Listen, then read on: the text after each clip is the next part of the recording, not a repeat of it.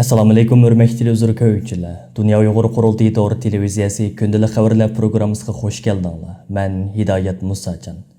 Bugun 7-oyning 2-kuni juma. Hammanglarning bugungi muborak juma kuni xayrli bo'lsin. Aziz ko'ruvchilar, tuanda diqqatinglar bugungi xabarlar programmamizning tafsilotida bo'lsin.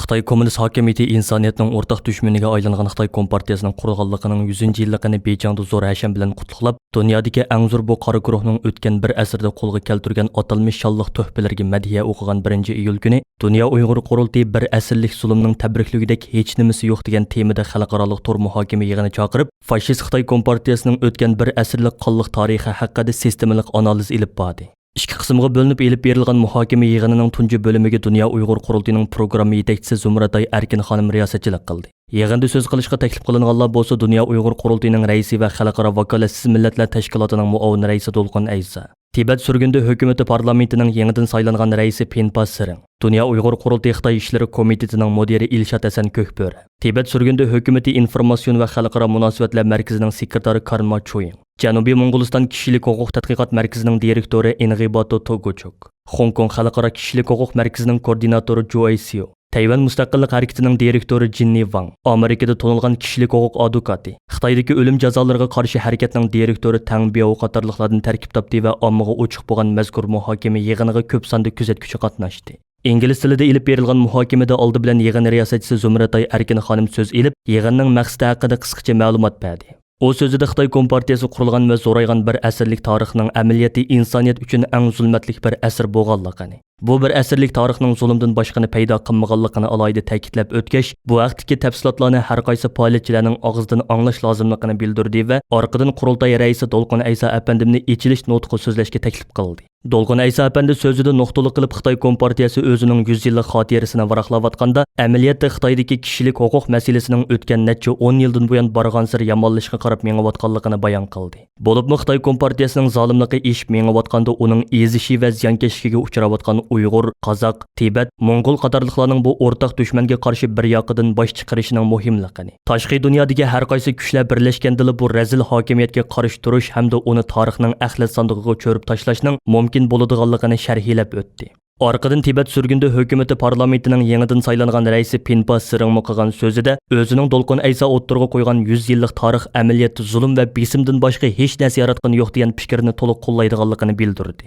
Shuningdek, hukmron bo'g'uchi bir guruh eng aqallisi o'zining hukmronlik qilgan xalqining yuziga eng aqalli saviyada tabassum yurgizishga qodir bo'la olganda, ondan tabriklash degandan eg'iz ossi bo'ladi. Ammo zulmdan boshqani yaratolmagan bir hukumatning hech nimadan xijil bo'lmasdan 100 yilligini tabriklash haqida so'z qilishi haqiqatan kishini o'ylantiradi dedi. Ilshat Hasan Ko'kböre apandim yig'inda qilgan so'zida Xitoy Kompartiyasi qurilgandan buyangi tarixni varaqlaganda boshqasini qo'yib, Tiananmen qirg'inchiligidan buyangi 32 yillik musobini aslab o'tishning o'zini kupoya qiladiganligini, shu vaqtda o'z xalqi deb qarilayotgan Xitoy o'quvchilarni rahimsizlik bilan qirib tashlagan Xitoy hukumatining hozirgi kunga kelganda Uyg'urlarni lagerlarga qamab 21-asrdagi irqiy qirg'inchilikni borliqqa keltirganligini, navbatda buning Hong Kong va boshqa joylarga qarab kengayishga boshlaganligini eskartib o'tdi. Shundaqla buning 2-dunyo urushi davridagi natsistlar va fashistlarning qilmishini oshirib takrorlaganlik bo'ladiganligini, chunki har ikkisining yiltizi va manbasi bir ekanligini, shunga bundaq bir partiyaning 100 yillik xotira kun faoliyatining bakmo masxirlik bir tarixiy hodisa bo'ladiganligini ta'kidladi. Xitoy advokat Tang Biao yig'inda so'z qilib, Xitoy Kompartiyasi qurilgan 100 yildan buyon borliqqa kelgan boylarni yo'qotish, ziyolilarni yo'qotish, yig'ib olish lageri va irqiy qirg'inchilikqa o'xshash insoniyatga qarshi turli jinoyatlarning yil sari ish manganligi, diktatorlikning kundalik normaga aylanib qolganligini, shu sababdan Xitoy Kompartiyasining qonliq hukmronligi Gitlerning 3-imperiya davridan buyangi har qanday hokim mutlaq hokimiyatni bezib tushidi deb qarashning qilchimi mubolag'a bo'lmaydiganligini bayon qildi. Yig'inning oxirida har qaysi vakillar Xitoy Kompartiyasining bir asrlik zo'riyish tarixidan qanday saboqlarni olish mumkinligi, Uyg'urlar va boshqa xalqlar, shundaqla dunyo xalqi Xitoy Kompartiyasining ish berayotgan dushmanliklarga duch kelayotganda nimalarni qilish mumkinligi qatorliq temalar bo'yicha savol-javoblar bo'lib o'tdi. Yig'in ahli oxirida birdek zulm va ziyonkashlikni asosiy hukmronlik temasi qilgan bundaq bir hokimiyatning bir asrlik xotira kunni tabriklashi mohiyatda zulm va ziyonkashlikning bir asr davom qilganligini tabriklaganlikka barobar degan o'rtaq fikrga keldi.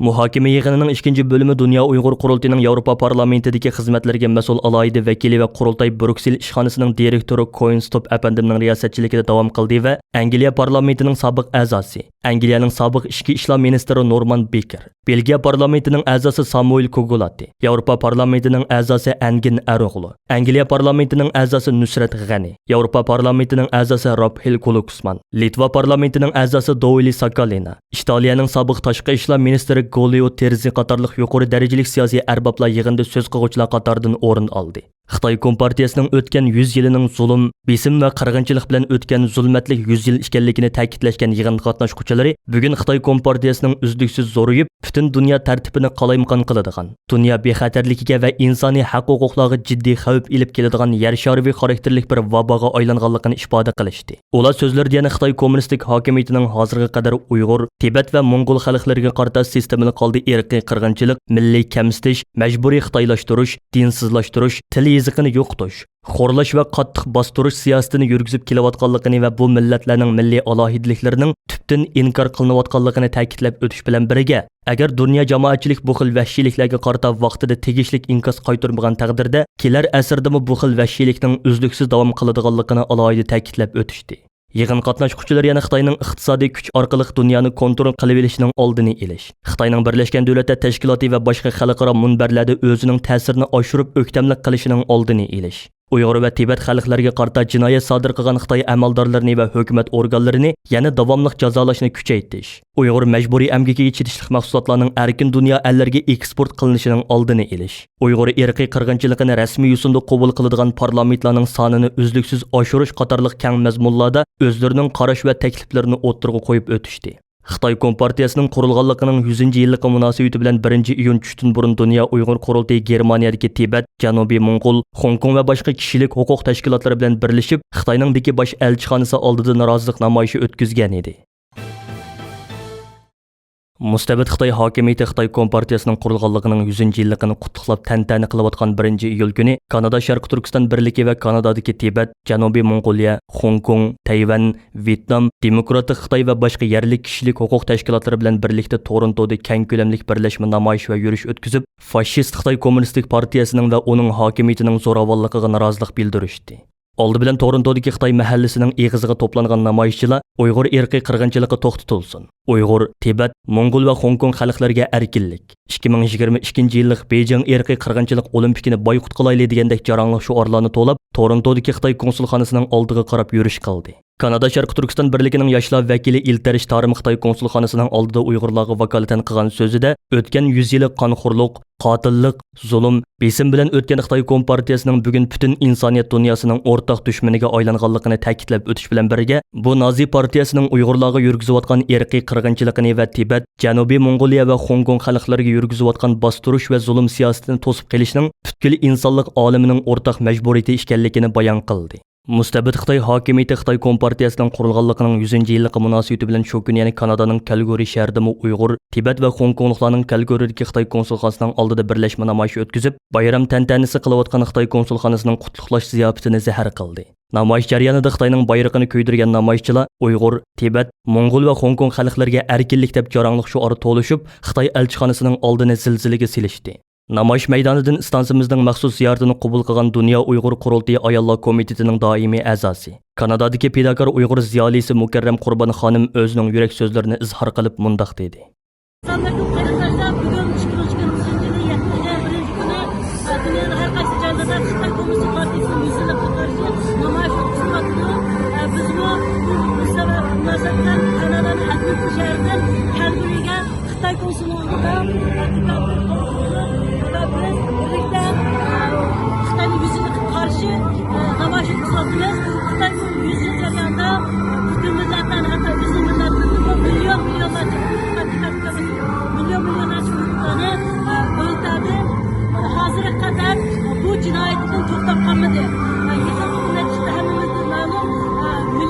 Milyonlarca Uygurları kamplarga soludi, balalarimizni, ata-onalarni ayirdi. Mana bu shunday bir zulm ichidan turibdimiz. Xitoy Kommunist partiyasi bu kamplarni taqimigacha bu yılınca to'xtatguncha biz bu görüşümüzde ularga qarshi harakatimizde to'xtatmaymiz. Dünyanın her qaysi joylarida kelib qolsin, her vaqt Xitoy qarshi harakatlarimizni davomli elib boraylik.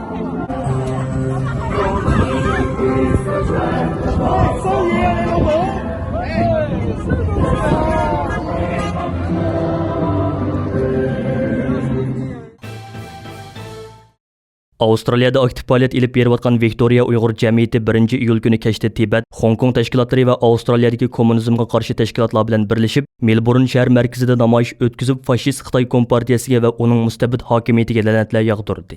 Namoyish jarayonida so'z qilgan Viktoriya Uyg'ur jamiyatining raisi Olimjon Osman apandim, Xitoy kommunistik Nazi partiyasining vatanimiz Sharq Turkistonni ishg'ol qilgan 1949-yildan buyon bu rayonda Uyg'urlarni asos qilgan yerlik xalqlarga tinimsiz qartib kelgan zulm, besim va talon-taroj siyosatini va navbatda vahshiylarcha yurgizayotgan irqiy qirg'inchilik siyosatini bir qur eslatib o'tish bilan birga, Avstraliya hukumatini va Avstraliya parlamentini Xitoyning Sharq Turkiston xalqiga qarta rahimsizlarcha yurgizayotgan irqiy qirg'inchilikni to'sib qilish uchun jiddiy va unumli tadbir qo'llanishga chaqirdi. Undan boshqa yana bir qancha oydan buyon har juma kuni Xitoyning Adelaidagi konsulxonasi oldida Xitoyning irqiy qirg'inchiligiga qarshi namoyish o'tkazib kelayotgan Sharq Turkiston Avstraliya jamiyati bugungi namoyishini Xitoy Kommunistik partiyasi qurilganligining 100-yilligiga qarshi norozilik harakatiga aylantirdi va insoniyat dunyosining o'rtaq dushmaniga aylangan va Sharq Turkiston xalqiga bitmas tugumas baloyi qazolarni ilib kelgan fashist Xitoy kompartiyasiga la'nat yog'dirdi.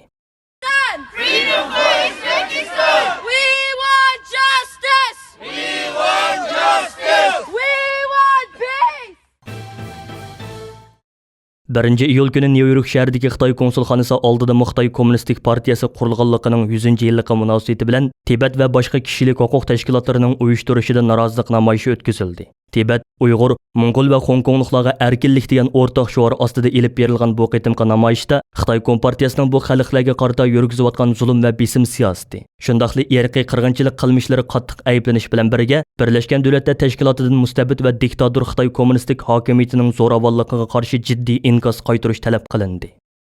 100 years later today, the CCP not only is committing physical genocide in East Turkestan, cultural genocides in southern Mongolia and Tibet, destroying the democracy in Hong Kong.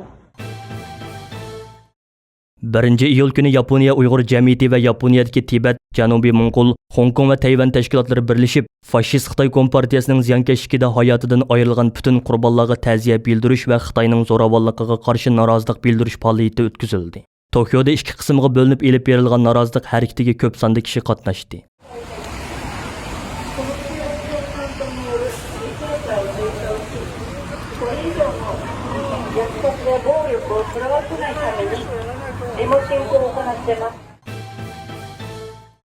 O'tgan yilning oxiridan buyon Xitoyning Istanbuldagi konsulxonasi oldida millat navbatda degan shior ostida izchil turda norozilik namoyishi o'tkazib kelayotgan lager qurbonlari yaqinlari 1-iyuldagi namoyishini fashist Xitoy kommunistik partiyasi qurilganligining 100-yilligiga qarshi norozilik harakatiga aylantirdi. Bu qitimqi namoyishga qatnashgan qarindoshlarimizning soni alohida ko'p bo'ldi. Namoyishchilar qo'shini Sharq Turkiston xalqiga qarta rahimsizlarcha irqiy qirg'inchilik ilib berayotgan mustabid Xitoy hokimiyatiga qarshi to'xtamay jaranglik shior to'lab, o'zlarining vatan ichidagi ezilayotgan xalqiga bo'lgan hisdoshligini va dushmani mustabid Xitoy hokimiyatiga bo'lgan g'azab nafratini ifoda qilishdi. Direnen Uyg'urlar qazanacak. Direnen Türkistan kazanacak.